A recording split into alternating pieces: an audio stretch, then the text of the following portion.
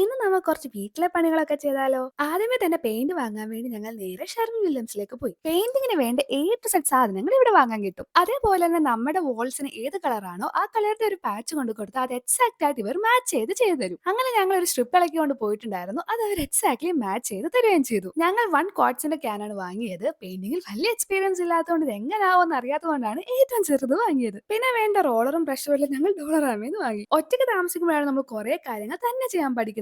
അങ്ങനത്തെ ഒരു സംഭവമായിരുന്നു ഇത്. ബട്ട് കളർ നല്ല എക്സാക്ട് മാച്ച് ആയതുകൊണ്ട് തന്നെ ഒരുപാട് കഷ്ടപ്പാടൊന്നും ഇല്ലാതെ ഞങ്ങൾക്ക് അത് ഫുള്ള് ചെയ്യാൻ പറ്റും. പെയിന്റ് പണി കഴിഞ്ഞിട്ട് ഇനി അടുത്തത് ഷവർ ഹെഡ് ഫിക്സ് ചെയ്യലാണ്. ഇവിടെ ഉണ്ടായിരുന്ന ഷവർ ഹെഡ് വലിയൊരു ലുക്ക് ഇല്ലാത്തതുകൊണ്ട് ഞങ്ങൾ അത് മാറ്റിയിട്ട് ഒന്നും കൂടെ ബെറ്റർ ആയിട്ടുള്ള ഒരെണ്ണം വെച്ചു. ഇന്ന് ഫുൾ പെയിന്റിംഗ് ആൻഡ് പ്ലംബിംഗ് ആയിരുന്നു. നാളെ കർട്ടൻ ഫിക്സ് ചെയ്യലാണ് ഞങ്ങളുടെ മെയിൻ പരിപാടി. ശരിക്കും പറഞ്ഞാൽ വീട്ടിലെ ഈ പണികളൊക്കെ ഞങ്ങൾ രണ്ടാളും നല്ലോണം എൻജോയ് ചെയ്യുന്നുണ്ടായിരുന്നു. അത് കഴിഞ്ഞ് രാത്രിയിലത്തേക്ക് ലസാഗ്ന ആയിരുന്നു ഞങ്ങളുടെ ഡിന്നർ. ഇവിടെ ഫ്രോസൺ ലസാഗ്ന വാങ്ങാൻ കിട്ടും. അതാകുമ്പോഴത്തേക്കും വലിയ പണിയൊന്നും ഇല്ലാണ്ട് അതെടുത്ത് ഓവന് വെച്ച് കഴിഞ്ഞാൽ സംഭവം സെറ്റ്. അപ്പൊ ഇന്ന് ഇത്രേ ഉള്ളൂ. Bye bye.